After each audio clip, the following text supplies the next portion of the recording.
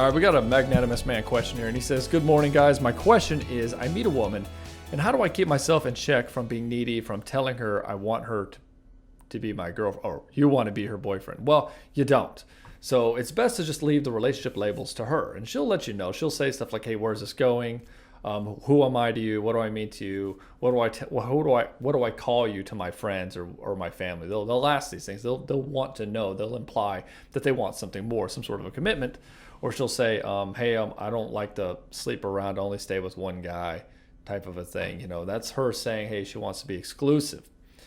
And so you just let her bring the relationship label. I mean, the guy's job in the dating phase is to evaluate her to see if she is a good woman to have in his life, because they will all want commitment from you at some point or another, as long as you let her come to you in her own time.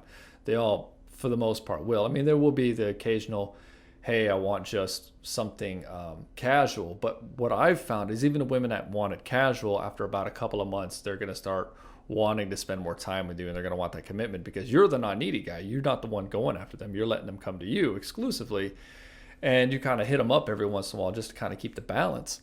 But, like maybe 1 out of 4 times or something like that. And so you just let her come to you. That's how you do it. And the second question you have is, can you still have a chance if you get put in the friend zone? Well, the friend zone is something of your own doing. It's a sneaky bastard behavior is what I like to call it. A hidden agenda where you think that you got to be friends with her first before you move things forward. It's like a sneaky way of going in there and saying, "Oh, hold on, I don't want to scare you off, so I'm just going to be your friend, and then if it works out, then maybe I'll move things." But the thing is, you're training her, you're telling her with all this behavior that you want her as your friend as opposed to your lover.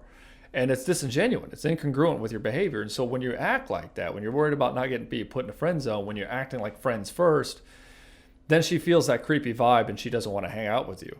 And so guys, when that happens, they're like, "Well, I can tell he wants more, but he's too afraid to move things forward, and that's really unattractive to me.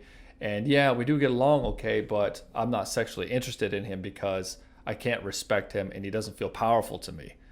And that's what happens, is that she doesn't. And then what will happen is, because you're not going towards lover or nothing, you get stuck in that nexus area forever. And then by that point, you've turned her off, because you've demonstrated over and over and over again by the way you're acting and the incongruence in what's happening in your head and what you're saying. In other words, you're too afraid to say what you really feel, that she loses all sexual attraction for you over time. And then it's not very easy to get out of the friend zone at that point, because she's kind of like, "Oh, well, this guy's too afraid." Now you can turn it around. You can spark it.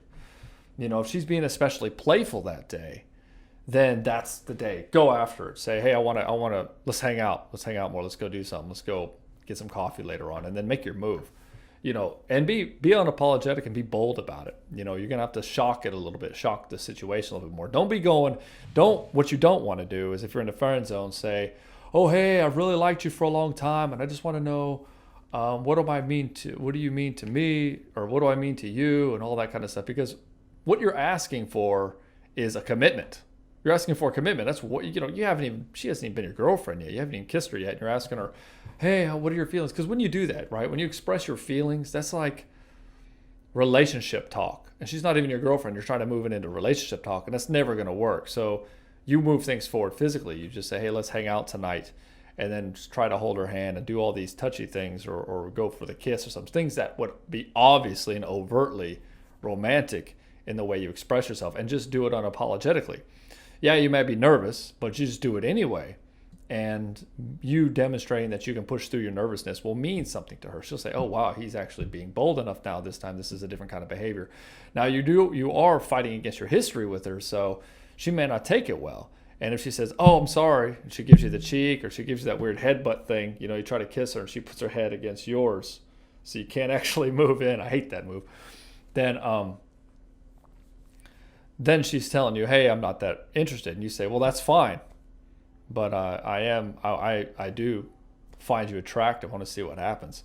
And that's all you say. You don't say, "Oh, I'd like you to be my girl. And have this emotional diarrhea on it, like, "Oh, I've just liked you for so long. Oh my gosh." That's not going to work. That's way too strong. Everything is very, very small and very casual. You just crack the faucet open a little bit, let that a little bit of trickle out that you are interested. as far as, hey, I like you, but you're not emotionally committed to her like you would be if you were sitting there verbally diarrheaing on her, like, oh, I like you so much, I've just been in love with you for my whole life. And no, don't do any of that. Just say, well, I'm interested in you, and that's what I would like. I'm not really interested in being friends anymore. So if you are interested in seeing where this might go, just casually at first, then hit me up. And then walk away and don't look back. In other words, then when that happens, you just cut contact 100% and let her come to you. You've already expressed your interest, right? And then she hits you up. You just assume she's hitting you up because she wants to go on a date with you. And then you move things forward and just assume that she likes you. And that's how you go forward with it. That's what you do with all women. If you want her to be your girl, you just express yourself unapologetically and try not to do it so verbally. Try to make it to where it's more the way you move and act and the tonality of your voice and the way you look at her and that kind of stuff. And let her come to you and set up dates when she reaches out to you. That's pretty much it, man. I mean, I gave you a pretty big framework there, but that's mainly it. I get a lot into this very specifically in the coaching program. If you're interested in that, hit me up. I know you're new to the group, so that's probably too early for you to really be looking into.